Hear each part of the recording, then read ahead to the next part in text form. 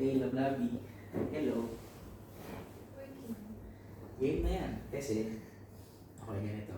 Nag-chat GPT ako. Ang prompt ko, I want to do a visioning exercise for 2026 with my wife. I want to set goals with her in key areas of our lives, but I don't know where to start. Could you give me step by step? Yeah. So, ang suggestion na, number one, explain why you're doing the exercise and why it matters. So, set the heart and frame. So, dapat daw, mindset natin, as a couple, we don't want life to just happen to us. We want to intentionally design 2026 together, spiritually, relationally, financially, as a family. And then, sige. So, as all visioning exercises go, okay sa'yo yung setup natin. Nag-agree ka na kailangan natin gawin. Oo naman. Oo, kasi parang simula kasi ng may additional blessing tayo. Parang yung dapat na planado na ng 2026 hindi parang may so na ano siya gawin na maganda naman.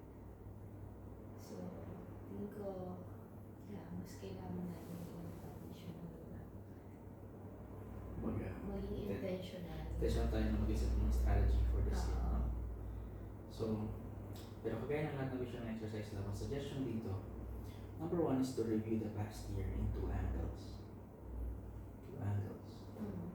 Yung unang angle is the gratitude review. Okay? Dapat daw, tayo ay magsabi ng 3, 2, 1. 3 wins. 3 wins last year, 2 areas of growth, and 1 thing they've learned about the other. So 3 wins, 2 areas of growth, 1 thing that they have learned about the other. Ano yung nalaman ko about sa'yo? Oh. No, yun yung 1.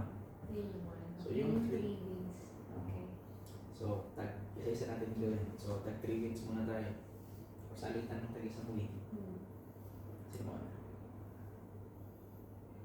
3 wins. Okay. Tubig. Ako una. Sige. Pero una lang, di ba? Hindi naman yung content na, di ba? Siguro yung 2025 to, di ba? Yes. So yung 2025, yung first na win, natin or personal? Siguro maalin. Pwede. Okay.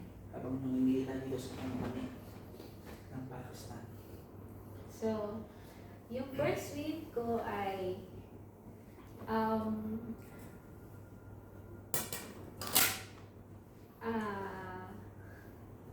gusto ko kasing climax si Genesis eh. Sabi mo na eh. Okay. Pero yan ang, sige, unahin ko na rin. Kasi pinaka the best blessing and wins natin for 2025 talaga si Genesis. From not expecting na talaga na dadating siya to niloob ng Lord na bigyan tayo ng Genesis. So, yun yung first win natin for 2025 na makita ko. Mama. Hirap na ba na yun, no? Kaya nga sabi ko dapat ano siya number 3. Hindi ako. Sa akin, win yung nakauwi tayo ng December. And for 30 days, hindi ako nagtrabaho. Yeah, congratulations. Thank you very much. For the longest time that you are working. From Na nag-start ka na mag-work. No, from November 2011. That is the only time that talaga hindi ka nag-work. From a workaholic na katulad mo. Grabe ka naman. Totoo. Sakto lang. Na hindi ko talaga naging topic yung work. for that time na nag-uwi tayo. Okay. Totoo. Win ngayon. Ano yung isa kong pang win? Okay, second win. Siguro, ang second na win ko ay for 2025 is yung nakadating tayo dito sa Pakistan. At nakatagal ako sa foreign na country na as in iba yung culture, iba as in kasi second country ko pa lang na napuntahan. Uy, nakapunta ka naman ng Thailand. Yeah, second. Hindi ka pa nagpunta ng Pilipinas, so sige. Doon ka na Hindi, lang. yun ang ko eh. Sige. So, parang okay. Naiba ako, ibang country. Okay. Talaga naman napaka-technical nito eh. Nagkasama yun. ka ng accountant kasi lang kami. Pero yun, na parang ang sa akin kasi, akala ko magiging problema ko na makihalubilo sa ibang tao, sa ibang lahi. Tapos, hindi pala siya ganun kahirap. Pag nandun ka na, pag nandun ka na sa Excel na yun, pag nandun ka na sa sitwasyon na yun. Kaya win siya sa akin kasi marami ako natutunan through that experience. Through the experience na yun, makatravel and magstay ng matagal sa Pakistan. Okay. So, naagawan mo ako kasi dapat about dun yung second year. Talaga? Pwede naman eh. Magkakaroon naman tayo ng eh. Hindi, dahil mo na lang. Saka na lang. Na yung win yung pagdating natin dito, may church, dalawa. Yun, sobrang win yan na merong Forest International Church na alas 9 hanggang alas 12.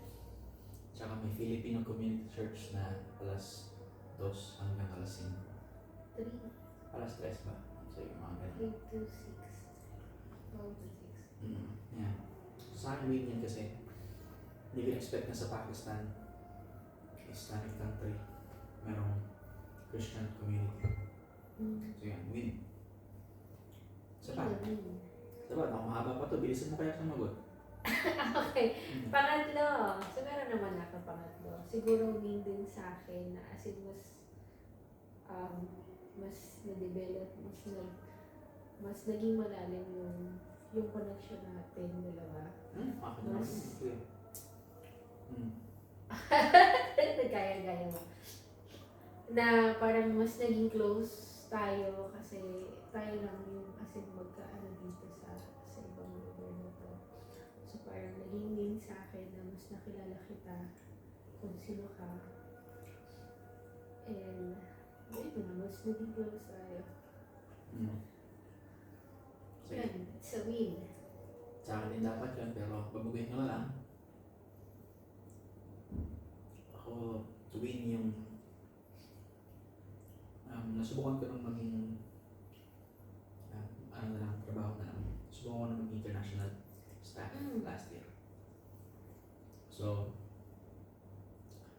kasi tagal mo siya nang-imagine, tagal siya pinag-pray. Tapos nung dumating na, natagalan ako mag-sink in bago ako makapaniwala. Yun. So parang hindi ko agad in-impress yung role. Akala ko babagsak ako sa probation. Akala ko uwi na agad kasi hindi pa ako ready. Masaya na ako na nakatanggap ako ng ibang buwan sweldo tapos uwi na. Pero apparently hindi pala. Kumbaga niloob talaga ng Panginoon na masubukan at magamit yung opportunity for other blessings. Okay. Experience, ano nga pa rin ito? 2 areas of growth. Saan tayo sana saan tayo lalago? Sana. Areas of growth. Room for improvement. Areas of growth. Yeah. Tingin mo nagutok to pag kinain ko. Malapit ko sa mic eh. Okay. Okay. Ang una kong nakita na kailangan kong i-improve pagluluto. Hindi naman sa ano, no? Hindi naman totally na ano, yung naging defensive na hindi masarap o hindi okay yung luto ko siguro. Siguro yung variety lang. So, kailangan ko pa siguro mag-explore at mag-try pa ng iba't ibang putahe. Kasi paulit-ulit yung luto ko. Hindi naman. Ayun. Gusto ko Ikaw lang- yun yung areas of improvement ko for this year. Kung this year, mag-try ako ng iba pa. Explore. Kasi maraming iba-ibang food na pwedeng i-try. Lalo yung healthy. So, yun. Siguro. Yun yung one ko. Ikaw. Siguro prioritization, time management. Kumbaga, struggle ako lagi malaman ko ano yung pinakamahalaga, pinakadapat unahin. Lalo na kapag sasabay pa naman ng katamaran. Alam mo naman nangyayari sa akin yung doom scrolling, yung endless, infinite na hindi ko napapansin. Makahiga ako dito sa sofa na to. 2 oras na pala ako nag-scroll. Sa akin na yan. Kaya nga nung preaching nung Sunday, nung isang guest speaker. Ako din It's definitely the time. na yun nga, we are reminded by the Bible na we are to redeem the time to make use of it wisely. So yun talaga, time management. Basta ako. Isa pang area. Siguro, isa pang area. Wala pa akong in mind. Pero siguro, area. Siguro, ito mahirap for me. Pero siguro,